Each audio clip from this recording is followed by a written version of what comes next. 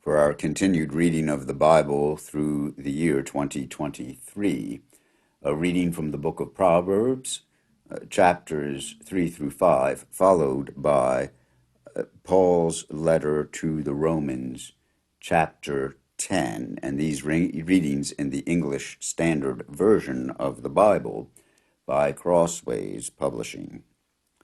Proverbs 3 through 5. My son, do not forget my teaching, but let your heart keep my commandments. For length of days and years of life and peace they will add to you. Let not steadfast love and faithfulness forsake you. Bind them around your neck, write them on the tablet of your heart, so you will find favor and good success in the sight of God and man. Trust in the Lord with all your heart, and do not lean on your own understanding. In all your ways acknowledge him, and he will make straight your paths. Be not wise in your own eyes. Fear the Lord, and turn away from evil. It will be healing to your flesh and refreshment to your bones. Honor the Lord with your wealth, and with the first fruits of all your produce. Then your barns will be filled with plenty, and your vats will be bursting with wine. My son, do not despise the Lord's discipline, or be weary of his reproof. For the Lord reproves him whom he loves, as a father the son in whom he delights. Blessed is the one who finds wisdom, and the one who gets understanding. For gain from her is better than gain from silver, and her profit better than gold. She is more precious than jewels, and nothing you desire can compare with her. Long life is in her right hand. In her left hand are riches and honor. Her ways are ways of pleasantness, and all her paths are peace. She is a tree of life to those who lay hold of her. Those who hold her fast are called blessed. The Lord by wisdom founded the earth. By understanding he established the heavens. By his knowledge the deeps broke open, and the clouds dropped down the dew. My sons, do not lose sight of these. Keep sound wisdom and discretion. They will be life for your soul and adornment for your neck.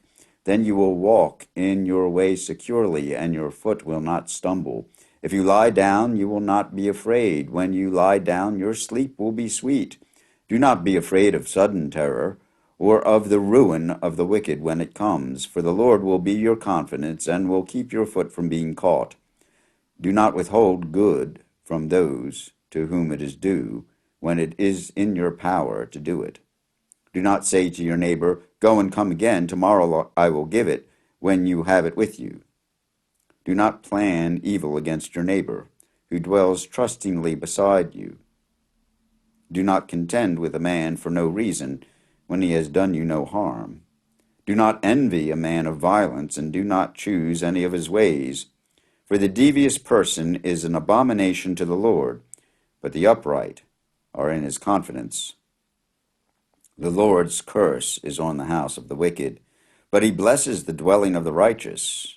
Toward the scorners he is scornful, but to the humble he gives favor. The wise will inherit honor, but fools get disgrace. Hear, O sons, a father's instruction, and be attentive, that you may gain insight. For I give you good precepts. Do not forsake my teaching. When I was a son with my father, tender, the only one in the sight of my mother, he taught me and said to me, let your heart hold fast my words. Keep my commandments and live. Get wisdom, get insight. Do not forget and do not turn away from the words of my mouth. Do not forsake her, and she will keep you. Love her, and she will guard you. The beginning of wisdom is this: get wisdom, and whatever you get insight. Prize her highly, and she will exalt you. She will honor you if you embrace her. She will place on your head a graceful garland. She will bestow on you a beautiful crown. Hear, my son, and accept my words, that the years of your life may be many. I have taught you the way of wisdom. I have led you in the paths of uprightness. When you walk, your step will not be hampered. And if you run, you will not stumble. Keep hold of instruction. Do not let go. Guard her, for she is your life. Do not enter the path of the wicked, and do not walk in the way of the evil. Avoid it. Do not go on it. Turn away from it and pass on. For they cannot sleep unless they have done wrong. They are robbed of sleep unless they have made someone stumble. For they eat the bread of wickedness and drink the wine of violence. But the path of the righteous is like the light of dawn, which shines brighter and brighter until full day. The way of the wicked is like deep darkness. They do not know over what they stumble. My son, be attentive to my words, incline your ear to my sayings. Let them not escape from your sight. Keep them within your heart, for they are life to those who find them, and healing to all their flesh. Keep your heart with all vigilance, for from it flow the springs of life. Put away from you crooked speech, and put devious talk far from you. Let your eyes look directly forward, and your gaze be straight before you.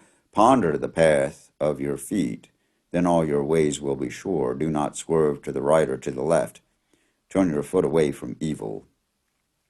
My son, be attentive to my wisdom. Incline your ear to my understanding, that you may keep discretion, and your lips may guard knowledge. For the lips of a forbidden woman drip honey, and her speech is smoother than oil. But in the end she is bitter as wormwood, sharp as a two-edged sword. Her feet go down to death. Her steps follow the path to Sheol. She does not ponder the path of life. Her ways wander, and she does not know it. And now, O sons, listen to me, and do not depart from the words of my mouth. Keep your way far from her, and do not go near the door of her house, lest you give your honor to others, and your years to the merciless, lest strangers take their fill of your strength, and your labors go to the house of a foreigner.